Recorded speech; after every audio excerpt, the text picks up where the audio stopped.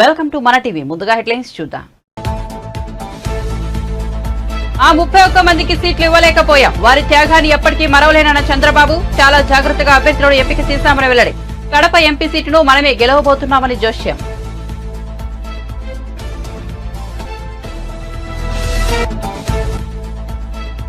భువనగిరి లోక్సభ స్థానానికి దరఖాస్తు చేసుకోలేదని కోమటిరెడ్డి రాజగోపాల్ రెడ్డి స్పష్టీకరణ. అధిష్టానం ఆదేశిస్తే మాత్రం పోటీ చేస్తామన్న రాజగోపాల్ రెడ్డి.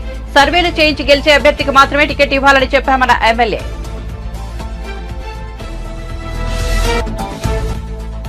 చంద్రబాబు ఎంత మందితో కలిసి వచ్చినా గెలుపు మాదే. మంత్రి పెద్దిరెడ్డి రామచంద్రారెడ్డి సవాల్. దేశంలో ఎక్కడా లేని విధంగా ఆంధ్రప్రదేశ్ లో సంక్షేమ కార్యక్రమాలను అమలు చేశామని వెల్లడి.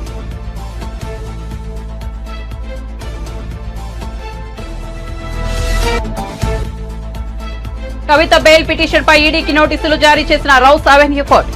రౌస్ అవెన్యూ కోర్టులో బెయిల్ పిటిషన్ దాఖలు చేసిన కవిత విచారణకు స్వీకరించిన న్యాయస్థానం కౌంటర్ దాఖలు చేయాలని ఈడీకి నోటీసులు.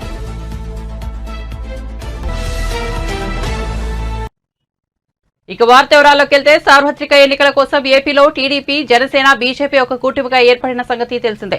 ఏపీలో 175 అసెంబ్లీ స్థానాలుండగా టీడీపీ 144, జనసేన 21, బీజేపీ 10 స్థానాల్లో పోటీ చేస్తున్నాయి. రాష్ట్రంలో 25 లోక్సభ స్థానాలు ఉండగా టీడీపీ 17, బీజేపీ 6, జనసేన 2 స్థానాల్లో పోటీ చేస్తున్నాయి. ఈ నేపథ్యంలో టీడీపీ అధినేత చంద్రబాబు నాయుడు ఆసక్తికర వ్యాఖ్యలు చేశారు. విజయవాడలో టీడీపీ ఎమ్మెల్యే, ఎంపీ అభ్యర్థులకు ప్రత్యేక వర్క్షాప్ నిర్వహించారు. ఈ కార్యక్రమంలో చంద్రబాబు మాట్లాడుతూ పొత్తు కుదుర్చుకున్నందువల్ల అందరికీ న్యాయం చేయలేకపోయామని విచారం వ్యక్తం చేశారు. 31 మందికి సీట్లు ఇవ్వలేకపోయామని, వాళ్ళు చేసిన త్యాగం తానెప్పటికీ మర్చిపోనని స్పష్టం చేశారు. 3 పార్టీల పొత్తు అనంతరం అన్ని విషయాలు లోతుగా పరిశీలించడం మీదటే అభ్యర్థుల ఎంపిక చేశామని, బరిలో దింపే ప్రతి అభ్యర్థి గెలవాలన్నదే కూటమి లక్ష్యమని చంద్రబాబు స్పష్టం చేశారు. సిబిఐ మన రాష్ట్రంలో సిబిఐ పరిస్థితి బాబాయ్ గొడ్డలపేట కేసులో 5 ఏళ్లయింది. 5 ఏళ్లైతే ఇంకా జరుగుతానే ఉంది. ఎన్ని ట్విస్టులు వచ్చాయో చూసాం. కడాన సిబిఐ ఆఫీసర్ ఎవరైతే ఇన్వెస్టిగేషన్ చేస్తున్నాడో ఆయన మీదనే కేసు పెడితే ఆయన హైకోర్టుకు వచ్చి యాంటిసిపేటరీ బెయిల్ తీసుకున్నాడు. తర్వాత సిబిఐ అరెస్ట్ చేయడానికి వస్తే అవినాష్ రెడ్డిని కర్నూలులో లా అండ్ ఆర్డర్ ప్రాబ్లం వచ్చేస్తుంది కాబట్టి మీరు అరెస్ట్ చేయడానికి వీలు లేదు అని law and order problem create చేస్తే సిబిఐ తిరిగి వెళ్ళిపోయారు. అంటే ఇది ఇంటర్నేషనల్ మాఫియానా, లేకపోతే చట్టం అనేది లేదా ఈ దేశంలో? కానీ వైఎస్ఆర్ కాంగ్రెస్ పార్టీకి చట్టమే వర్తించదా? ఎక్కడన్నా ఇలాంటి దేశ చరిత్రలో నాకు తెలిసినంత 45 ఏళ్ళు నేను ఎప్పుడు చూడలే ఇవన్నీ అని బరిదెగించే పరిస్థితికి వచ్చారు.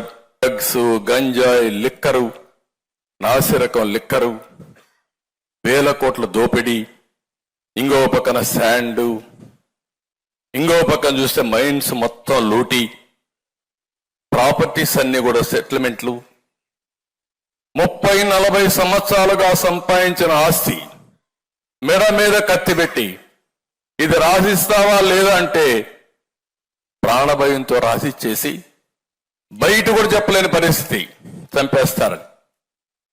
ఒకప్పుడు నేను చూశాను, టెర్రరిస్ట్ ఎక్కడో ఉంటాడు దావూద్ ఇబ్రహీం, వాడు ఇక్కడికి ఫోన్ చేస్తాడు.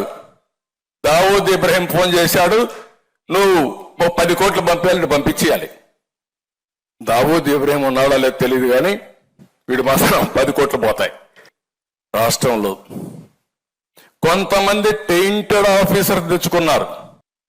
మైనింగ్, లేకపోతే లిక్కర్, లేకపోతే టీటీడీ, లేకపోతే వీళ్ళు ఎక్కడన్నా మనల్ని అరెస్ట్ చేయాలంటే వాళ్ళ పెట్టి అరెస్ట్ చేయించడం, బ్యూరోక్రసీ మొత్తం భయపెట్టేశారు. ఐఏఎస్, ఐపీఎస్ మొత్తం సరెండర్ అయిపోయే పరిస్థితికి వచ్చారు. ఏమీ చెప్పితే అది చేయాలి, చేయకపోతే నెక్స్ట్ మూమెంట్ ఏమవుతారు వీళ్ళకి తెలియదు. కడాన సిస్టమ్ మొత్తం ఎగ్జిక్యూటివ్ నాశనం అయిపోయింది. 5 ఏళ్లలో అసెంబ్లీ పెట్టుకోలేకపోయాం, అసెంబ్లీలో మనం కూర్చోలేకపోయాం, 1 గంట మనం మాట్లాడలేకపోయాం. ఈ అసెంబ్లీలో పోతే బూతులు భరించలేక నేను ఒకటే చెప్పాను, క్షేత్రస్థాయిలో గెలిచి మళ్ళీ అసెంబ్లీని ఇది గౌరవ సభ కాకుండా గౌరవ సభ చేసిన తర్వాతనే అసెంబ్లీకి ఎంటర్ అవుతానని చెప్పి బయట వచ్చాను. కడాన కోర్టు ఆదేశాల ప్రకారం యథేచ్ఛగా వీళ్ళు ఇసుకంతా కూడా దొంగ వ్యాపారం చేస్తామంటే ఇప్పుడు రికార్డులు పంపేయమంటున్నారు. కడాన రికార్డులు కూడా తెప్పించారు. కోర్టు అనుకుంటే కూడా న్యాయమూర్తులు కోప్పడినా కనీసం రికార్డులు ఇవ్వలేని పరిస్థితి వస్తే ఎంత ఓపికగా ఫైట్ చేయగలుగుతాం? అధికారం ఉంది, నేర చరిత్ర ఉంది, డబ్బులుంది. ఈ మూడుతో ఏమైనా చేయొచ్చు అనే ధీమాతో ముందుకు పోయే పరిస్థితికి వచ్చారు వాలంటీర్లు. మీరు చేసే తప్పుడు పనులన్నీ చేసి తిరిగి మా మీద నెపవేసే పరిస్థితికి వస్తున్నారు. ఎవరికి న్యాయం జరగల వీళ్ళ వల్ల. ఏ నలుగురు పేటీఎం బ్యాచ్, ఆ సుబ్బారెడ్డో, విజయసాయి రెడ్డో, లేకపోతే సజ్జలో, లేకపోతే పెద్దిరెడ్డి, ఇక్కడ ఉండే రాష్ట్రంలో ఉండే రెడ్డిస్కి ఎవరికి న్యాయం జరగలేదు. ఏ ప్రాంతానికి జరగలేదు. లేకుంటే రాష్ట్రంలో ఉండే క్రిస్టియన్స్కి ఏం జరగలేదు. ముస్లింలు కొరిగిందేమీ లేదు. రానున్న సార్వత్రిక ఎన్నికల్లో చంద్రబాబు ఎంతమందితో కలిసి వచ్చినా గెలుపు మాత్రం వైసీపీదేనని మంత్రి పెద్దిరెడ్డి రామచంద్రారెడ్డి అన్నారు. ఆయన తిరుపతిలో మీడియాతో మాట్లాడుతూ దేశంలో ఎక్కడ లేని విధంగా ఆంధ్రప్రదేశ్లో సంక్షేమ కార్యక్రమాలు అమలు చేశామని అన్నారు. ప్రచారంలో భాగంగా రాష్ట్ర వ్యాప్తంగా సిద్దం సభలు నిర్వహించేందుకు ప్లాన్ చేస్తున్నామని పేర్కొన్నారు. చంద్రబాబు ఎంతమందితో కలిసి వచ్చినా గెలుపు వైసీపీదేనని ఆయన ధీమా వ్యక్తం చేశారు. ప్రజా సంక్షేమం కోరే సీఎం జగన్ పై టీడీపీ నేతలు ఇష్టానుసారంగా ఆరోపణలు, దూషణలు చేస్తున్నారని ధ్వజమెత్తారు. ఎవరు ఎన్ని కుట్రలు చేసినా మరోసారి వైసీపీ గెలుపు తథ్యమని అన్నారు. దాన్ని విజయవంతం చేయడానికి మేము ఎవరైతే కంటెస్ట్ చేస్తా ఉన్నామో ఈ 14 నియోజకవర్గాల్లో అందరూ కూడా వారి వారి వంతు కృషి చేయాలని చెప్పి ఈరోజు మేము ఇక్కడ సమావేశం కావడం జరిగింది. ఈ సభలన్నీ కూడా రాష్ట్ర వ్యాప్తంగా 21 సభలు జరుగుతాయి. ఏంటంటే గతంలో 4 జిల్లాలలో సిద్ధం సభలు జరిగాయి కాబట్టి ఆ జిల్లాలు మినహాయించి మిగతా చోట ఇవి జరుగుతాయి. వీటినంతా రాష్ట్ర వ్యాప్తంగా వారు రూట్ మ్యాప్ తయారు చేసి అందరికీ కూడా ఇవ్వడం జరిగింది. దాని ప్రకారం ఈ సమావేశాన్ని మనం ప్రతి జిల్లాలో కూడా ఒకటి ఏర్పాటు చేసుకొని మొదటి రోజు ఇడుపులపాయలో దివంగత శ్రీ రాజశేఖర రెడ్డి గారికి నివాళులు అర్పించి అక్కడి నుంచి బస్ యాత్ర మొదలై సాయంత్రం 4 గంటలకు ప్రొద్దుటూరులో సభ జరుగుతుంది. ఆ తర్వాత మరుసటి రోజు 28వ తేదీ నంద్యాలలోను, 29 ఎమ్మిగనూరులోను,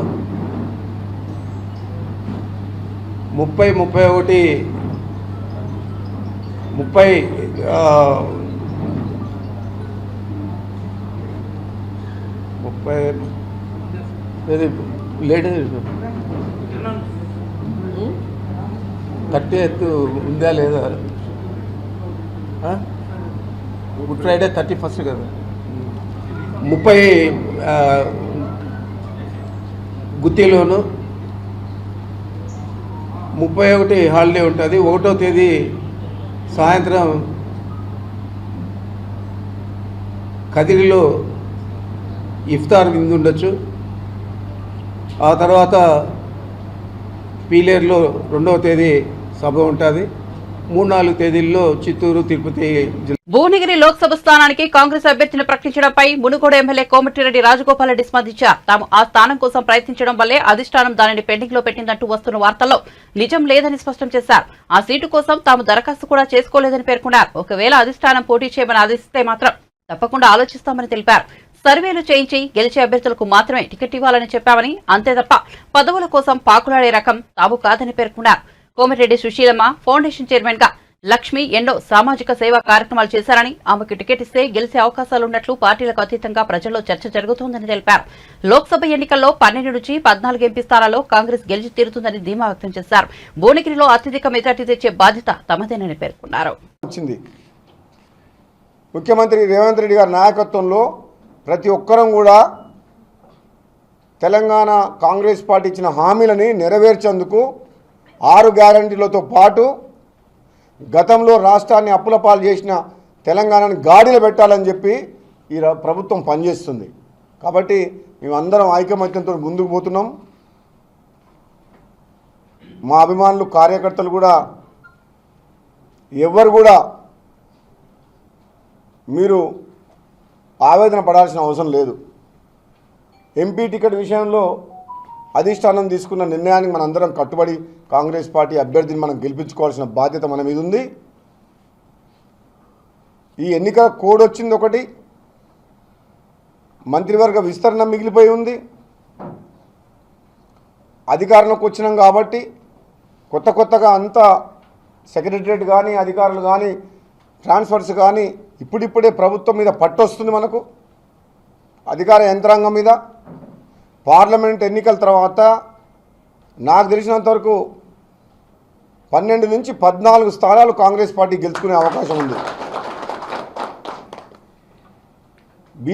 బీజేపీ అని అంటుండ్రు. బీజేపీ మన తెలంగాణలో లేదు. మనం కొన్ని ఇంకా తప్పులు చేసినాం కాబట్టి 64 టికెట్లు వచ్చినాయి, కానీ 64 మంది ఎమ్మెల్యేలు గెలిచారు. కానీ ఇంకా కొంచెం మనం కరెక్ట్గా పనిచేసి ఉంటే 80 స్థానాల వరకు కాంగ్రెస్ పార్టీ గెలిచి ఉండేది మన అసెంబ్లీ స్థానాల్లో.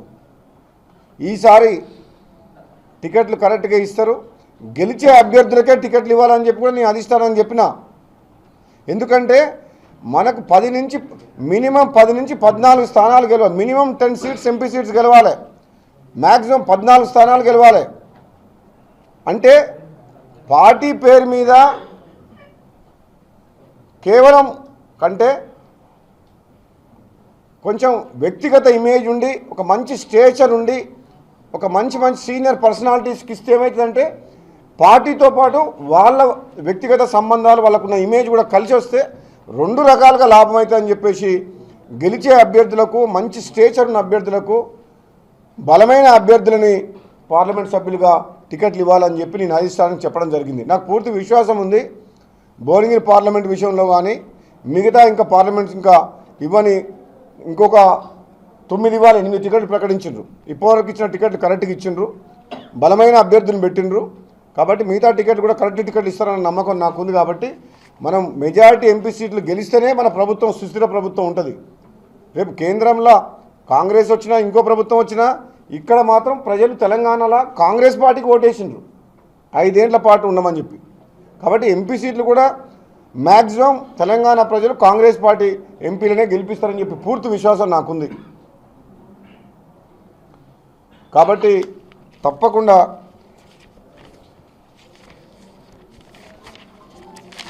మళ్ళీ రాబోయే రోజుల్లో మళ్ళీ ఈ ఎన్నికల ప్రచారం సందర్భంగా తప్పకుండా మీడియా సోదరులందరికీ కూడా మీ అందరికీ కూడా ధన్యవాదాలు తెలియజేస్తూ, భువనగిరి పార్లమెంటు నియోజకవర్గ ప్రజలందరికీ, తెలంగాణలోని ప్రజలందరికీ కూడా ఈసారి తప్పకుండా కాంగ్రెస్ పార్టీ పార్లమెంట్ సభ్యుల అభ్యర్థులను గెలిపించి మాకు పార్టీకి అండగా, మా అందరికి అండగా రేపు రాబోయే రోజుల్లో మేము కష్టపడతాం. తప్పకుండా ఒక కమిట్మెంట్తో పాటు అప్పటిలాగా అవినీతి భయం చేసి కుటుంబ పాలన చేయరు. ఇక్కడ అన్ని కులాలని, అన్ని మతాలని సమానంగా చూసుకుంటూ పేదరికంలో ఉన్న ప్రతి ఒక్క ఈడీ అధికారులు తనను అక్రమంగా అరెస్ట్ చేశారని బీఆర్ఎస్ ఎమ్మెల్సీ కవిత ఆరోపించారు. కవితను రౌస్ ఎవెన్యూ కోర్టులో శనివారం ఈడీ అధికారులు హాజరుపరిచారు. కోర్టుకు వెళ్లే ముందు మీడియాతో మాట్లాడిన కవిత తనపై పెట్టిన కేసులపై న్యాయ పోరాటం చేస్తానని చెప్పారు.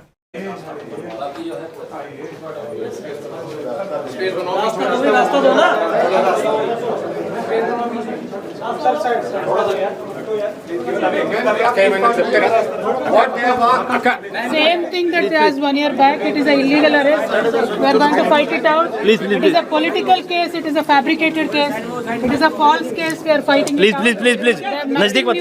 They are asking the same thing again and again. There is nothing new. Please. फर्जी केस है, गलत केस है, इलीगल अरेस्ट है, हम कोर्ट में लड़ेंगे.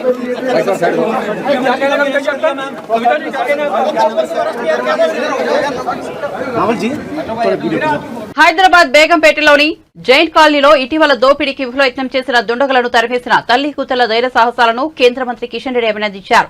ఆ మహిళలందరికీ ఆదర్శమని ఆయన పేర్కొన్నారు. కేంద్ర ప్రభుత్వం తరపున వారికి ప్రశంసా పత్రాలను కిషన్ రెడ్డి అందజేశారు. పాఠశాలల్లో విద్యార్థులకు ఆత్మరక్షణ విద్యలో శిక్షణ ఇవ్వాలని ఆయన మీడియాముఖంగా కోరారు.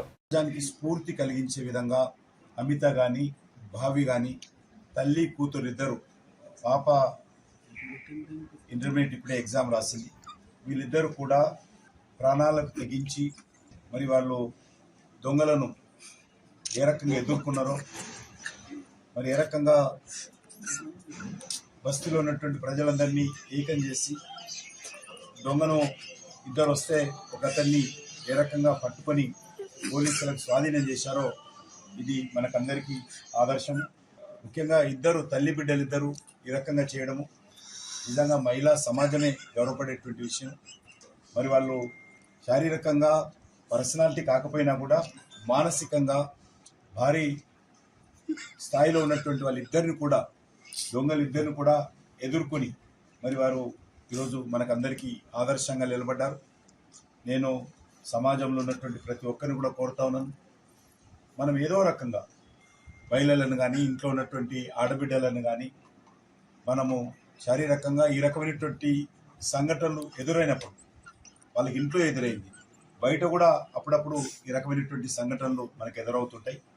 అయినప్పుడు వాటిని సమర్థవంతంగా ఎదుర్కోవడం కోసం కావాల్సినటువంటి మరి కొన్ని చిన్నపాటి మరి ఈరోజు అనుభవాలు నేర్చుకోవాల్సినటువంటి అవసరం ఉంది. ఈరోజు అనేక రకాల కరాటే కావచ్చు, అనేక రకాల ఇతరత్ర కూడా చాలా ఈరోజు మనకు శిక్షణ పొందేటువంటి అవకాశాలు ఉన్నాయి.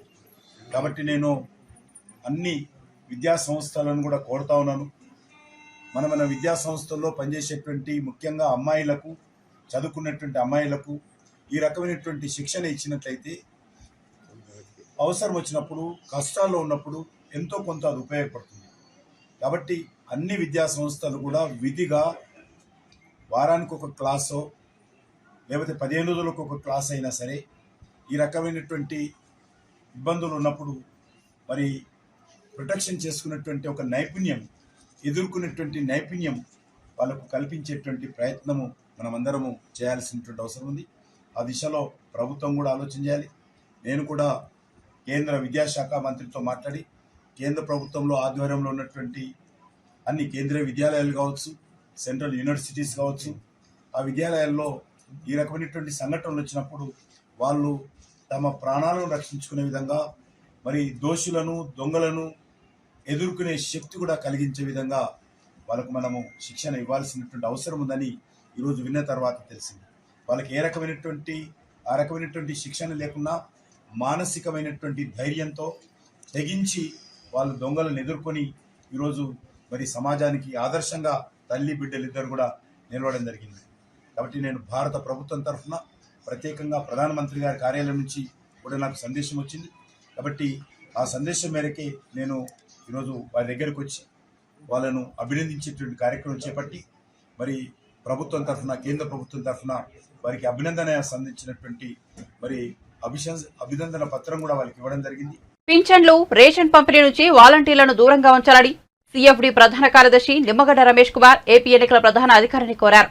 పింఛన్లను నేరుగా లబ్దిదారుల బ్యాంకు ఖాతాల్లోనే వేయాలన్నారు. ఓటర్లను ప్రభావితం చేయకుండా వాలంటీర్లను కలెక్టర్లు, ఆర్ఓలు నియంత్రించాలని కోరారు. ఎన్నికల ప్రచారంలో పాల్గొన్న వారిని తక్షణమే విధుల నుంచి తొలగించాలని సీఈఓకు లేఖ రాశారు. సిటిజన్స్ ఫర్ డెమోక్రసీ ఈ వరకే వాలంటీర్స్ వాళ్ళ ప్రవర్తనని, నియమావళిని ఉల్లంఘించకుండా, ఓటర్స్ని ఇన్ఫ్లుయెన్స్ చేయకుండా,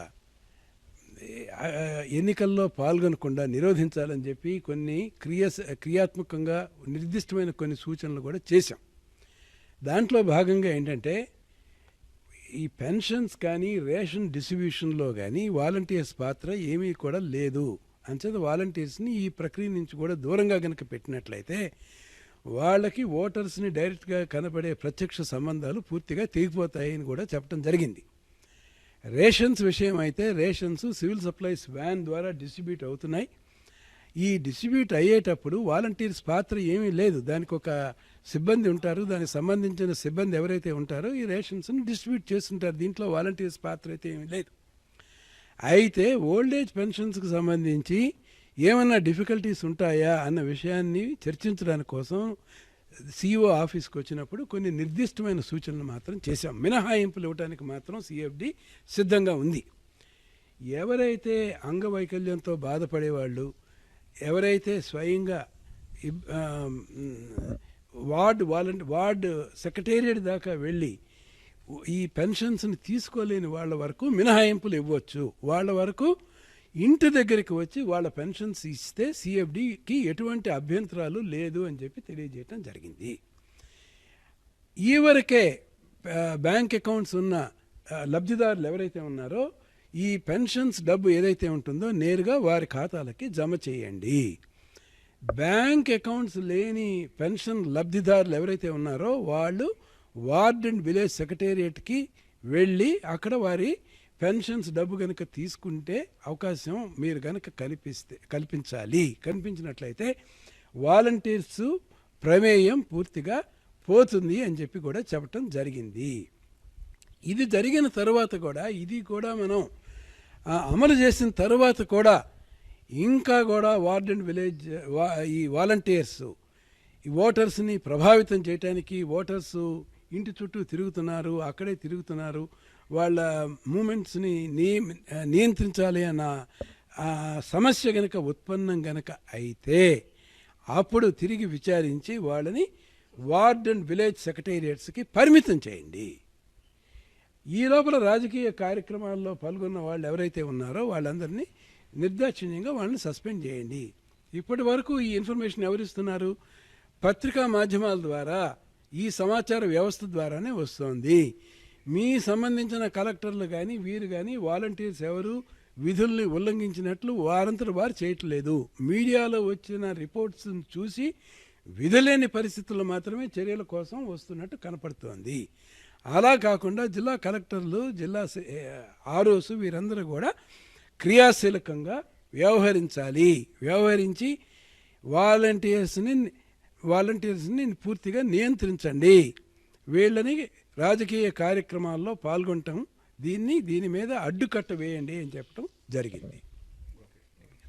బీఆర్ఎస్ పార్టీపై బీజేపీ మెదక్ ఎంపీ అభ్యర్థి రఘునందరావు సంచలన ఆరోపణలు చేశారు. జిల్లా కేంద్రంలోని శివానుభవ మండపంలో ఏర్పాటు చేసిన విలేకరుల సమావేశంలో ఆయన మాట్లాడుతూ తెలంగాణ ఉద్యమం ప్రారంభం నుంచి కేసీఆర్ వెంట నడిచిన ఉద్యమకారులకు ఎంపీ టికెట్ విషయంలో మరోసారి మోసం చేశారన్నారు. 20 సంవత్సరాలుగా పక్క జిల్లాకు చెందిన తన్నీర్ హరీష్ రావుని మెదక్ జిల్లా ప్రజలు భరిస్తున్నారన్నారు. జిల్లాలో బీఆర్ఎస్ పార్టీకి అభ్యర్థులు కరువైనట్లు డబ్బులు కాసుపడి మెదక్ ఎంపీ అభ్యర్థిగా వెంకట్రామరెడ్డిని ప్రకటించారన్నారు. సిద్దిపేట జిల్లా కలెక్టర్గా వేలాది మంది భూములు లాక్కుని నిర్వాసితులను అరగోస పెట్టిన బీఆర్ఎస్ ఎంపీ అభ్యర్థి బాగోతాన్ని బట్టబయలు చేస్తామని హెచ్చరించారు. జూన్ 7వ తారీఖు రోజు మరొకసారి ఈ దేశానికి ప్రధానమంత్రిగా నరేంద్ర మోడీ గారు ప్రమాణ స్వీకారం చేయబోతున్నారు. ఎవరికైనా డౌట్ ఉంటే చేతులు ఎత్తి. ఎవరికి డౌట్ లేదు కదా? నాకు డౌట్ లేదు. నరేంద్ర మోడీ బరాబర్ ఈ దేశానికి 3వసారి ప్రధానమంత్రి అవుతాడు అనేటోళ్ళు చేతులు ఎత్తిరా? 2 చేతులు ఎత్తిరా? సో ఇంత కాన్ఫిడెంట్గా ఉన్న మనం ఏం చేయాలంటే ఒకసారి ఆలోచించుకోరు దయచేసి. సో ఏప్రిల్ 13కో 15కో ఎలక్షన్స్ అయిపోతాయి, 20 రోజులలో ఆగమాగం అయిపోతుంది అనుకున్నాం. కానీ ఎందుకో ఎన్నికల సంఘం తెలంగాణ మీద దయదర్శింది, 50 రోజులు మనకు టైం ఇచ్చింది. అది మీకోసం, మా కోసం, అందరి కోసం ఇచ్చిన సమయం. 2 పనులు చేయాలి బూత్ అధ్యక్షుడు. మిగతా చేయొద్దారు అలాగే మీకు డౌట్ రావచ్చు, అందరూ చేయాలి. కానీ బూత్ అధ్యక్షులు ముందుగా 2 పనులు చేస్తే పని అల్కగా అవుతుంది. మెజారిటీ ఎంత పెరగాలో అంత మాక్సిమం మెజారిటీ పెరుగుతుంది. కాబట్టి మీరు అందరూ కూడా దయచేసి 2 పనులే, పెద్ద ఏం నేను మొద్దులు కొట్టమని మొరాలు. భారతీయ సినీ పరిశ్రమను ఏకతాటిపైకి తీసుకొచ్చేందుకు కృషి చేస్తామని మా అధ్యక్షుడు మంచు విష్ణు తెలిపారు. తెలుగు సినిమా 90 ఏళ్ల వేడుకల నిర్వహణ కోసం మూవీ ఆర్టిస్ట్ అసోసియేషన్ సన్నాహాలు చేస్తున్నట్లు వెల్లడించారు. మలేషియా వేదికగా జూలైలో ఈ వేడుకలు నిర్వహించనున్నట్లు మంచు విష్ణు ప్రకటించారు. హైదరాబాద్ లో మలేషియా ప్రభుత్వ సలహాదారు కమలనాథన్, అక్కడి పర్యాటక శాఖ డైరెక్టర్ అబ్దుల్ రహీంలతో ఆయన సమావేశం ఏర్పాటు చేశారు. Is it genuine? Is it correct? I said, yes, sir, I am the president. We are aiming at having it in July. We want to have the event in July. 2 dates-lo ఏది best అనేది పెద్దవాళ్ళందరినీ కనుక్కొని వాళ్ళతో చర్చించి మేము ఆ date త్వరలో announce చేస్తాం. Telugu cinema man ఇప్పుడున్న this is probably the golden era. And ఈ టైంలో మేమందరం ఇక్కడ తెలుగు నటీనటులుగా ఉండేది చాలా గర్విస్తున్నా. ఒకసారి రాఘవేంద్రరావు గారు మా నాన్నగారు మాట్లాడేటప్పుడు వాళ్ళు ఏదో సందర్భంగా వచ్చి మమ్మల్ని అందరినీ భయంకరంగా తిట్టాడు. నేను రెగ్యులర్గా దొరుకుతుంటా కదా. రాఘవేంద్రరావు మీదంతా ఒక జనరేషన్ రా, మీది అసలు మాది గోల్డెన్ ఎరా. అసలు రామారావు గారు, నాగేశ్వరరావు గారు, కృష్ణ గారు, అందరూ అసలు ఏమి చిరంజీవి గారు బాలకృష్ణ గారు, నాన్నగారు, మీ అందరూ ఉండేటప్పుడు సినిమాలు ఎంత ఫాస్ట్గా తీసేవాళ్ళం, ఎంత ఫ్యామిలీగా ఉండేవాళ్ళం. మీ అందరూ మీదంతా అసలు మీ జనరేషన్ ఎవరు కలిసి ఉండరు, అసలు ఏంటి మీరు డామ్ డూమ్ అని క్లాసులు పీకారు. నో డౌట్ వాళ్ళందరూ లెజెండ్స్. ఎస్వి రంగారావు గారు మహానటుడు, రేలంగి గారు వాట్ అ గ్రేట్ యాక్టర్. 1932లో first Telugu silent film Raja Harishchandra release అయింది, హెచ్ఎం రెడ్డి గారిది. అప్పటి నుంచి ఇప్పుడు దాకా ఎంతమంది నటీనటులు గుర్తున్నారు, ఎంతమంది దర్శకులు గుర్తున్నారు, ఎంతమంది ప్రొడ్యూసర్స్ గుర్తున్నారు. తెలుగు సినిమా ఘనకీర్తి ఏంటో తొడగొట్టి చెప్పాలన్న ఉద్దేశంతోనే ఈ ఉత్సవం చేయబోతున్నాం. ఎంతమందికి తెలుసు అమితాబ్ బచ్చన్ గారిని ఫస్ట్ లాంచ్ చేసింది మన తెలుగు దుండి గారని? ఎంతమందికి తెలుసు అనిల్ కపూర్ గారి మొదటి చిత్రం బాపు రమణ గారు డైరెక్ట్ చేశారని తెలుగు సినిమా? ఎంతమందికి తెలుసు స్మితా పటేల్ గారు, గిరీష్ కర్నాడ్ గారు వీళ్ళందరూ తెలుగు సినిమాలో యాక్ట్ చేశారని? తెలుగు సినిమా ఘనకీర్తి ఎప్పుడూ ప్రతి రాష్ట్రాల్లోనూ వెళ్ళి వాళ్ళందరూ ప్రూవ్ చేసుకుని వచ్చారు. అప్పట్లోనే డ్యూయల్ లాంగ్వేజెస్లో యాక్ట్ చేశారు. ఇప్పుడు నేను చేస్తున్న సినిమా కన్నప్ప మొదటిసారి తెలుగులో చేసింది శ్రీ కాళహస్తి ఈశ్వర మహత్యం అనే భారతదేశంలో ఉన్న one of the greatest legend Kannada Kanteerava Raj Kumar గారు. ఆయన ఫస్ట్ కన్నడ అరంగేట్రమే బేదర కన్నప్ప, ప్యారలల్గా డ్యూయల్ లాంగ్వేజ్లో తెలుగులో చేశారు. అది శ్రీకాళహస్తి ఈశ్వర మహత్యం. ఆయనే నటించారు, ఆయనే వాయిస్ ఇచ్చారు. తెలుగు సినిమా చరిత్ర చాలా గొప్పది. మహానటుడు చిరంజీవి గారికి Padma Vibhushan. What is the first Telugu actor to get Padma Vibhushan? అది మనం అందరం గర్వించదగ్గాలి. ఇప్పుడు మీరు ఇక్కడే కాదు, బాంబేలో కూడా ఏదైనా ఈవినింగ్ ఏదైనా మ్యూజిక్ పార్టీస్కి లేకపోతే పబ్స్కి వెళ్తే దాని లాస్ట్ సాంగ్ ప్లే చేసేది బాలకృష్ణ గారిది అని జై బాలయ్యతో ఎండ్ అవుతుంది. My brother Allu Arjun first hero to get the national award. Delhi liquor policy scam లో CM Arvind Kejriwal అరెస్టుపై Aam Aadmi party senior నేత ఢిల్లీ మంత్రి అతిష్ షా తాజాగా ఆరోపణలు చేశారు. ఈ కేసులో ఆప్ నేతలకు అందుతున్నట్లు చెబుతున్నా 100 కోట్లకు సంబంధించి ఎలాంటి ఆధారాలు అధికారులు చూపలేదన్నారు. నిజానికి ఈ మనీ ట్రయల్ మొత్తం బీజేపీ చుట్టే తిరుగుతోందని ఆరోపించారు. ఎలక్టోరల్ బాండ్స్ వివరాలను పరిశీలిస్తే ఇది స్పష్టంగా తెలుస్తుందని చెప్పారు. ఢిల్లీ లిక్కర్ పాలసీ స్కామ్ కేసులో గతంలో అరెస్ట్ అయ్యి ప్రస్తుతం బెయిల్పై ఉన్న అరవిందో ఫార్మా డైరెక్టర్ శరత్ చంద్రారెడ్డి బీజేపీకి పెద్ద మొత్తంలో విరాళమిచ్చాడని తెలిపారు. అది కూడా ఈ కేసులో అరెస్టులు జరుగుతున్న సమయంలోనే ఎలక్టోరల్ బాండ్స్ కొనుగోలు చేయడాన్ని అతిషి ప్రస్తావించారు. एनफोर्समेंट डायरेक्टरेट तो बार बार कह रहे हैं कि शराब घोटाले में पैसा बना और शराब के दुकानदारों ने इस पैसे को भ्रष्टाचार में, इस पैसे को रिश्वत के तौर पे दिया. लेकिन ये तो शरद चंद्र रेड्डी का सिर्फ बयान है जिसके आधार पर अरविंद केजरीवाल को गिरफ्तार किया गया है. मनी ट्रेल कहाँ है? मैं बताती हूं आपको कि मनी ट्रेल कहाँ है. ये है मनी ट्रेल. शरद चंद्र रेड्डी की कंपनियों द्वारा दिया गया इलेक्टोरल बॉन्ड्स में भारतीय जनता पार्टी के बैंक अकाउंट में पैसा. आज ये मनी ट्रेल पूरे देश के सामने आ गई है कि शरद चंद्र रेड्डी, औरोबिंदो फार्मा का मालिक, एपीएल हेल्थ केयर का मालिक, यूजिया फार्मा का मालिक, शराब का कारोबारी, उसने 4.5 करोड़ रुपए के इलेक्टोरल बॉन्ड्स दिए एक्साइज पॉलिसी के बनने के दौरान भारतीय जनता पार्टी को. उसके बाद गिरफ्तार होने के बाद 55 करोड़ रुपए के इलेक्टोरल बॉन्ड्स दिए भारतीय जनता पार्टी को. तो जिस मनी ट्रेल की पिछले 2 साल से तलाश हो रही थी. బులెటిన్ ముగించే ముందు హెడ్లైన్స్ మరోసారి చూద్దాం. ఆ 31 మందికి సీట్లు ఇవ్వలేకపోయాం. వారి త్యాగాన్ని ఎప్పటికీ మరవలేనన్న చంద్రబాబు చాలా జాగ్రత్తగా అభ్యర్థులను ఎంపిక చేశామని వెల్లడి. కడప ఎంపీ సీటును మనమే గెలవబోతున్నామని జోష్యం.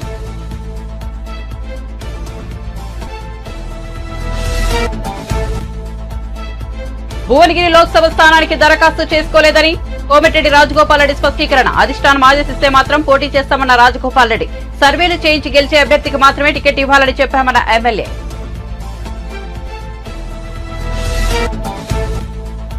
చంద్రబాబు ఎంత మందితో కలిసి వచ్చినా గెలుపు మాదే. మంత్రి పెద్దిరెడ్డి రామచంద్రారెడ్డి సవాల్. దేశంలో ఎక్కడా లేని విధంగా ఆంధ్రప్రదేశ్లో సంక్షేమ కార్యక్రమాలను అమలు చేశామని వెల్లడి.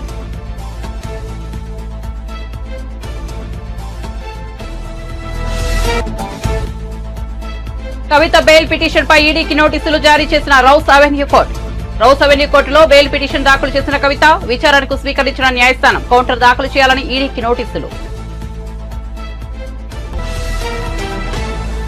మరిన్ని అప్డేట్స్ కోసం చూస్తూనే ఉండండి మన టీవీ.